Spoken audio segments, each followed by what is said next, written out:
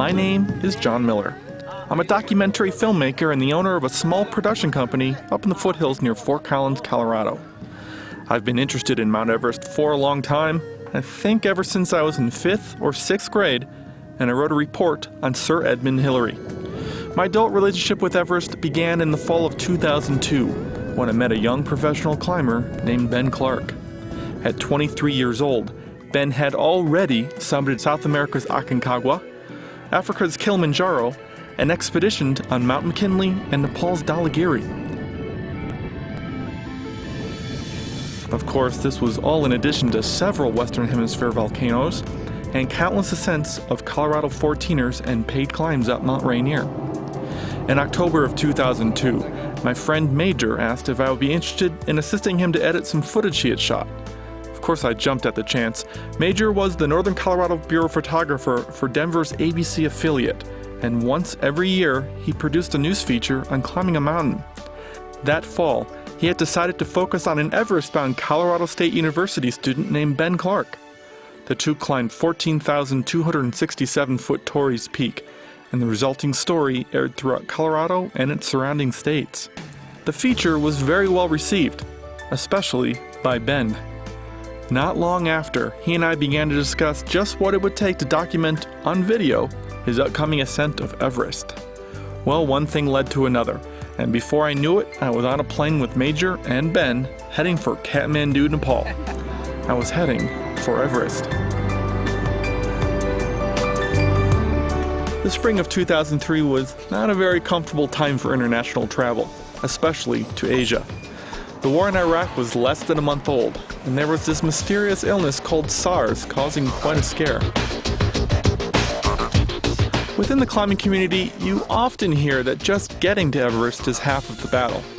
Well, I had always thought that referred to the physical act of walking or trekking, but it turns out it's as much about missing luggage, canceled flights, unexpected permit fees, and an American war and freaky respiratory illness thrown in for good measure.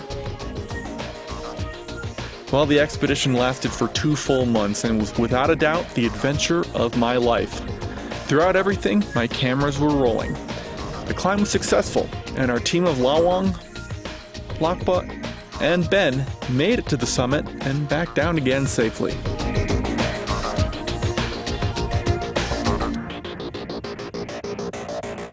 Over the course of the following year, I was pretty much a shut-in as Ben and I waited through all of the footage from the expedition, and I edited together the first version of the film.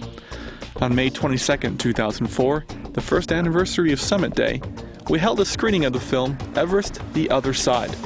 The entire premise of the film was to show as many of the positive aspects of climbing the mountain as possible, and the audience really found our take on the mountain refreshing.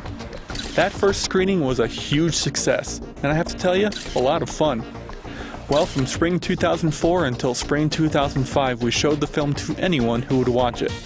And after squeezing in a successful month-long expedition to Aconcagua in Argentina, I recut Everest The Other Side to incorporate all of the great feedback I'd received. In May 2005, the film was premiered nationally on pay-per-view. In 1 week, the film was purchased over 4,000 times. Obviously, people were interested in Everest. To give you a short glimpse of the experience, here's how the first few minutes of the film turned out.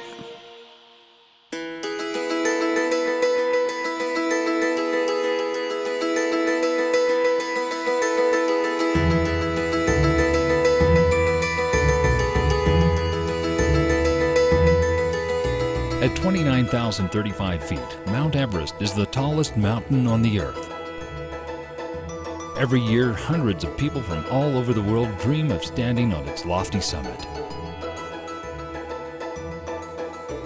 At 19, American climber Ben Clark shared that dream, that desire to test his skills against the mountain's northern flanks. After an exhausting 4 years of preparation, spanning hundreds of climbs over 5 continents, Ben knew it was time to face Everest. For so long, I've worked towards this, and that no matter what, despite what everyone, wanted me to do or everyone thought I should have done, that I finally stuck with it and just picked that direction and headed there. In the spring of 2003, the now 23-year-old climber traveled halfway around the globe to see if he had what it takes to stand on top of the planet. to see if he had the right stuff. You start focusing on the intricate details of the climb, and you quit focusing on how am I ever going to get there.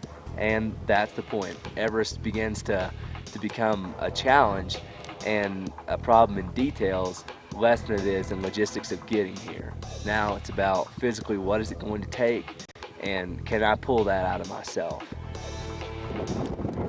On May 22nd, after 38 days on Everest, Ben and his team departed the high camp at 27,000 feet for their push to the summit. As they climbed, a fierce storm began to rage above them. If you think that everything is always just going to be smooth and run like clockwork, then who the hell are you? And what kind of candy land do you live in? Because if you can just get over the fact that not everything is going to work your way and you just get on with it, then hell, things will work out. At 9 a.m., in swirling winds, sub-zero temperatures, and a complete whiteout, Ben and his two teammates stood where so few have stood before, the summit of Mount Everest. Keep talking, I can hear you loud and clear, over. Summited about 9 o'clock Nepali time. Man, it was the hardest thing I think I've ever done in my life. It was the culmination of years of preparation and planning, of expense and sacrifice, of pain and discomfort. And it lasted no more than 20 minutes. 20 minutes. Why? Why would anyone struggle for so many years to achieve something so fleeting, so painful? There's just this appreciation that you feel for life and for living. No matter how experienced you are, no matter what you think, you either can or you cannot up there. And if you can, then you have to be so thankful just by being there and looking around and seeing it, that you are there. That it's the most fortunate experience, I think, of a lifetime, to be able to be in a place like that, surrounded by so much beauty. It's just an absolute privilege that's worth striking out and dedicating part of your life to. Everest will always be a challenge. Those who go there will always have a story to tell. Still, there are two sides to every story. For some, it will be of conquest and danger. For many, it is the whole other side.